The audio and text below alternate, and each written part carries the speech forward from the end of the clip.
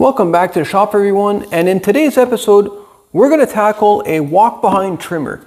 For some reason it is no longer engaging the front trimmer housing, and I'm going to guess that it has something to do with this stuff hanging out from underneath. So let's get right into it. Okay, so I'm not sure what's quite gone wrong with this thing here, but oh, what else is going on here too? Oh, we're going to fix that too, because I don't think that's supposed to be like that. And also, by the way, it's okay to tip these engines up with the spark plug facing up. That way there, you're not hydro-locking the engine. And yeah, these things normally get used for rougher cuts. So thicker grass, hay, whatever the case is, as you can see by the build-up here. But there's a cable that probably engages the belt in here, because there's a belt that drives along this pulley and there's a tensioner. And I think for some reason or another that the spring on the end of the tensioner is, well, I mean, it's definitely stretched out, because this is what it's supposed to look like. And if I can get it out of this spot, it looks, like I was saying earlier, it's quite long. Let's take it apart. Let's take this cover out, see if we can get to the cable without having to like completely dismantle it. Let's get a screwdriver. That is quite the long screw. Well, that seems excessively long. All right, no biggie. Now let's see if we can get this cover off. Should come straight up. There it is. And that gave us absolutely not much for access. So the belt's in there. Belt looks okay. Where's the tensioner? Oh, it's all the way in there. And how do we get to that? That is my question. Oh, I see. We're gonna pull side covers off here, probably pull the bolts back here. This whole thing should come right out from the bottom. There's a plate, and I think after all that, we'll be able to access what we need. All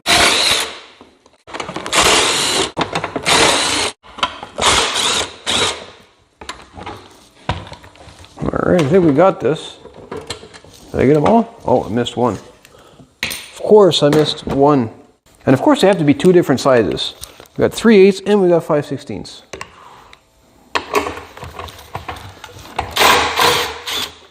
So that sort of gives us access to what we need. And this is one heavy duty piece. I will admit that. What kind of goodies do we have in here? So the belt goes around there.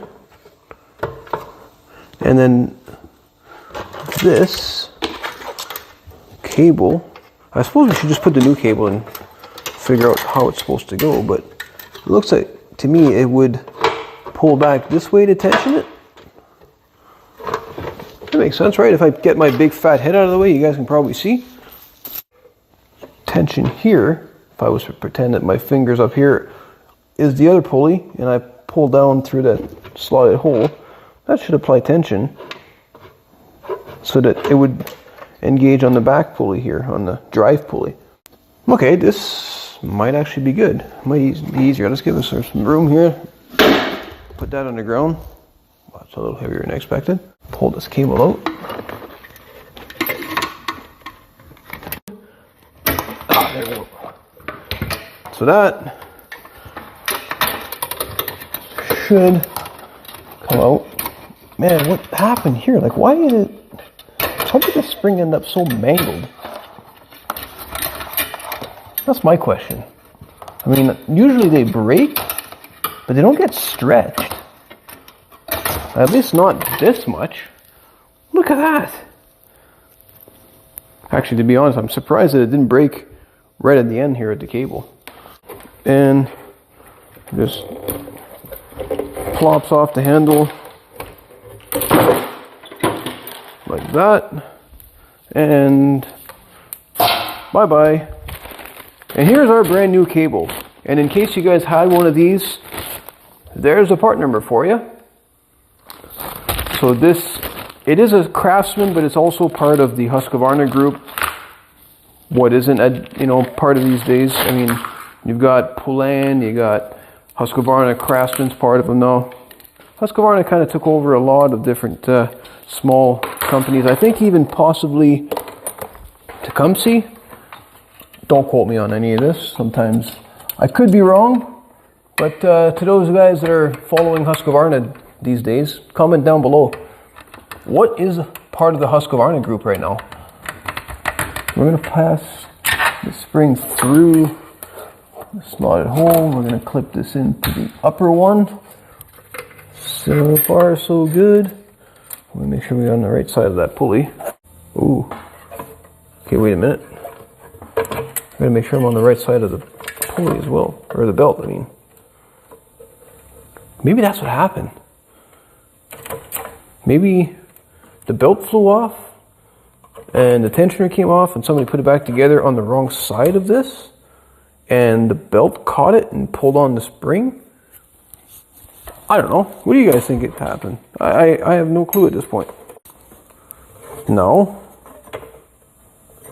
for my next trick, all I need to do is realign that big sucker over there onto this without having that fall down. Should be easy, right? Well, let's see.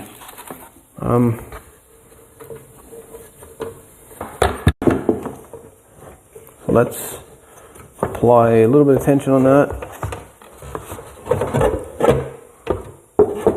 Right there. Get one of these screws started. Can I reach this side? Ooh. Okay. All right. Where'd my impact go? Where did it go? Oh, it's on that side. Okay, might as well bring some screws. Just a second.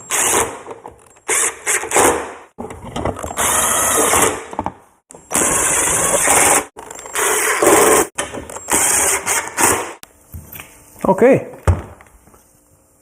So, in theory, that should work now. And I think the only way I can... It does. Because now I'm turning the engine. And if I let it go, it free spools. That's cool. Actually, that's really cool. Now, since I'm here, I should probably set this handle a little bit tighter. Let's zip those in. Don't need this no more.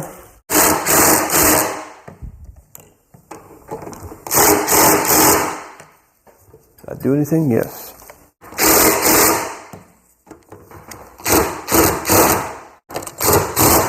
With that, let's put this cover back on with the extra long screw.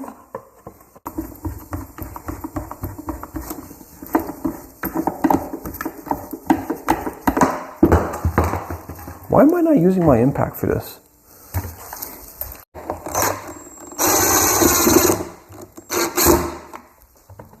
That's easier. Now let's see if it works, because I'm not sure. I want to make sure it works, because that's the whole idea, is to make sure that we've made the repair properly. We've got some oil. Moving on to gas, speaking of which, does this thing have any gas? Almost a full tank, so that's good. But before I put the cap on, seeing as it's nearing, actually it's the end of this season, really. We're almost into November now. Chances are my father-in-law isn't going to use this anymore. I'm going to stabilize the fuel here. Not sponsored, but I like to use this stuff, which is Startron. And the reason being, I've probably said this before in many other of my videos, it's because you don't have to measure it. You just put a little bit in there. You can't overdose it, which is the big thing. A little bit goes a long way.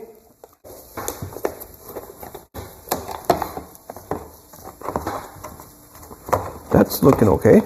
So we got the pre-filter on this side. Yeah, it doesn't look that bad at all. Give it a bit of a shake, but And by the way, so arrow, it's actually written, this is the original filter, so place foam side against paper element, which is that. Arrows should point up, just like that. And this will be facing against the paper element.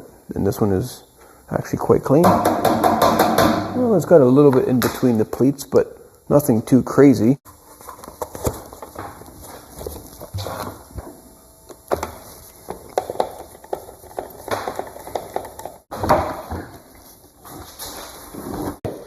I think we're actually ready to go here. Let's see if it fires up.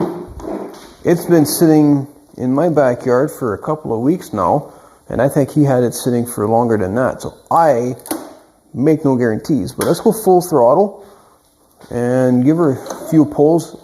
We might have to give it a little bit of a coax with a little bit of, I don't know, carb cleaner or something and get it going. So let's give it a couple of pulls, see what happens here. Oh, you know what? There's a primer on this. Maybe we should use that. Good amount of shots. I think I went 8 there.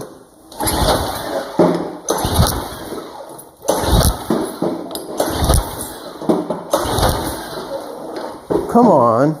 Come on now. I know you want to.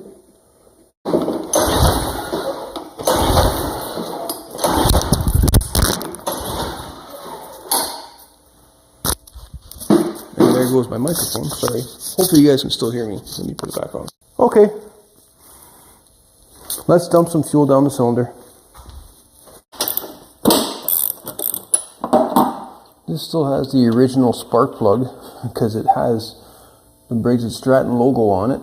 So I'm going to see right now if it gives it a bit of spark. So we're going to just ground it out here. And I'm not sure if I'll be able to turn it fast enough. It's going to be a little bit difficult here.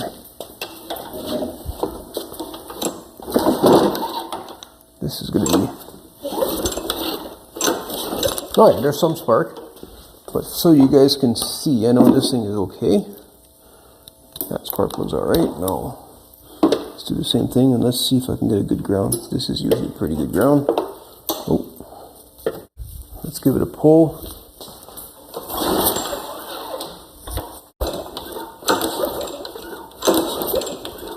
If anything, I can hear it. It's sparking away, so that's good. But the cylinder's dry, and it's possible that the carburetor is plugged right up. But I'm going to show you a little trick. So I've learned that if you don't have any gas, you can sometimes just use a little bit of brake clean. Not too much. And it kind of helps it along. A little bit of go-go juice. That's what I like to call it. She should fire right up now.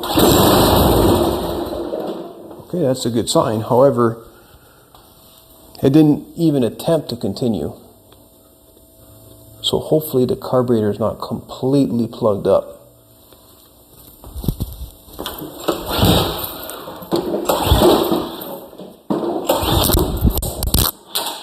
There goes my microphone again.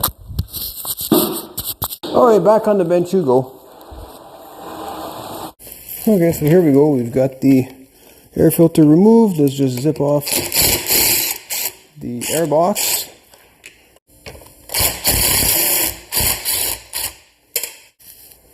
And I'm also going to have to remove the cable, it looks like.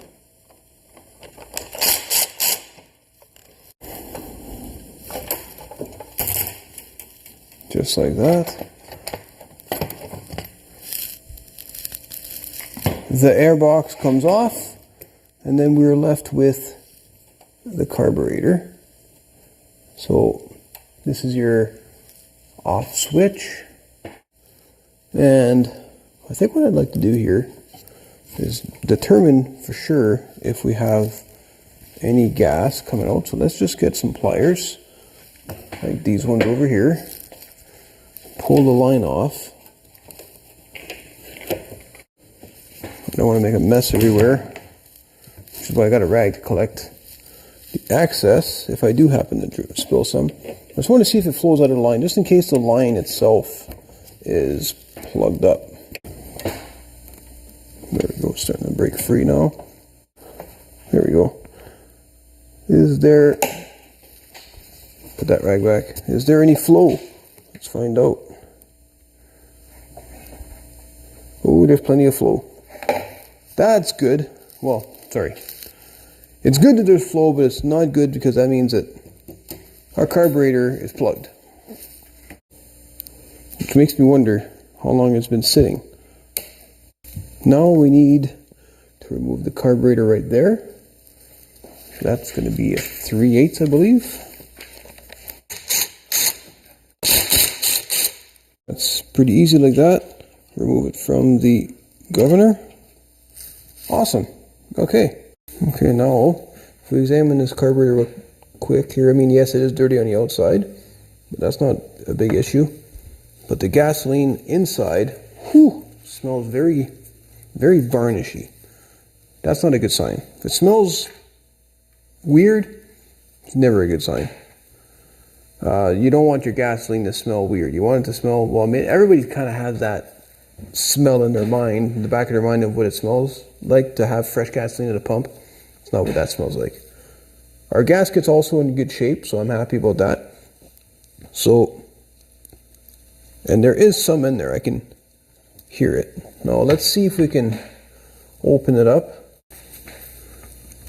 Being a mechanic is actually quite an expensive trade because tons of tools are required for even the simplest task. This is not a big job.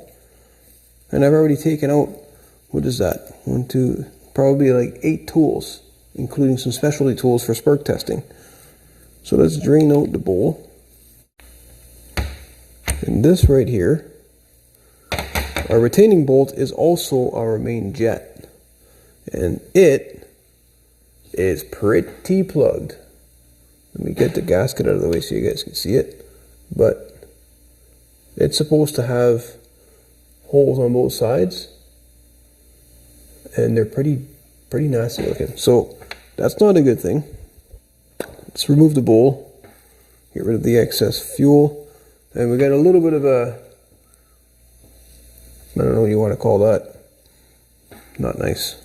I don't have a really appropriate word for my channel because I want to try and keep it very family oriented. Little piece of poop, maybe. A little poop. Yeah, I think I can say that without having to worry about, you know, my language. We'll give it a wipe. And I think what I'm going to have to do here, maybe I won't have to because I know fuel was flowing in. I'm going to dunk it in the ultrasonic cleaner, but I don't think it's that bad. I can probably get away with putting a small piece of wire down this here, blowing it out with the compressor, and doing the same thing in here, where the fuel flows up. So let's get a small piece of wire and start kind of probing this out, making sure that it gets all nice and clean. Alright, so I've got myself a little piece of wire here, and I'm just going to run it through on each side. Just kind of go back and forth, spin it around a little bit just to get the dirt all loosened off in that particular orifice there, and then the same thing through the top, because these go, fuel comes in from either side and straight up through the middle. I'm going to clean that out real nice. And then I'm going to do the same thing in through here, and that will go through, I'm not sure if you'll see it, but that will come out through the center of the venturi of that carburetor. I want to make sure that's all nice and clean, as well as the one next to it. Then for the jet itself, just to make it super clean, we use a little wire brush on the outside here just to get some of that dirt out. And finish it off with some brake clean. If you have carb cleaner, that's fine. I don't have any carb cleaner, but I would highly recommend to not spray it on any of the plastic parts. So if you're going to do it, remove this float, for example. Remove the needle because it's got a little bit rubber seal on the end of it. as well as the gaskets, because it just ruins it. Of course, the carburetor bowl gasket, intake gasket. There's a lot of rubber parts, and carb cleaner tends to eat up all those plastic carburetor parts. So that's why I don't use it. Little squirt on the parts cleaner here.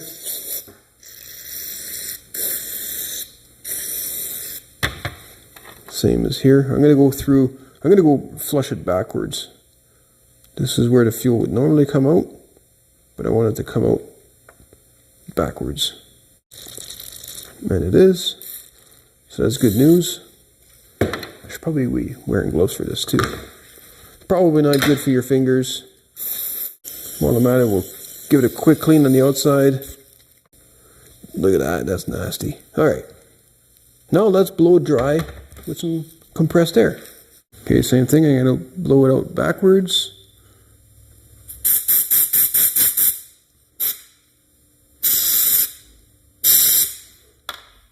That's all that needs.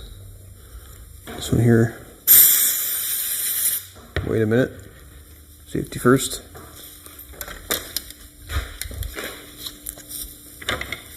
That's better.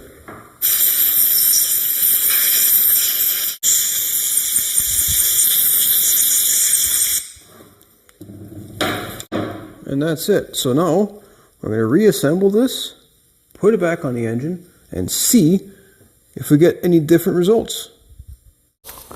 Alright, let's see what happens. We got it all back together. We just need to give it a couple of primes here. Let's see, it says 3. Let's go a couple more just for fun. Should fire up now. I mean, in theory, so we got full power. Full power! There's no choke on these. I think they would start better if they did, but that's what the primer's there for. Let's see what happens here. Oh, yeah! And there you go. So it's not, I mean, I figured there'd be a little bit of speed on it, but without much pressure, it stops. And let's see what happens when we pull on the lever. Oh yeah.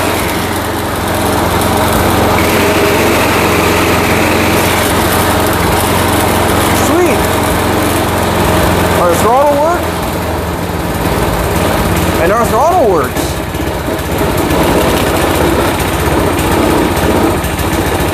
Well, it shut off. Passes all the checks. So we're good. And there you have it, guys. Now you know how to replace the cable on one of these walk-behind mowers. Sorry, I said mower, but one of these walk-behind trimmers. And how to clean the carburetor. Very simple machine, straightforward. Hopefully you guys found the video at least a little bit educational. And if you did, don't forget to subscribe if you haven't already. Maybe give me a thumbs up if you guys like the content. And I hope that everybody has a great day out there. I will see you all in the next video, and I hope to see you there. Take care.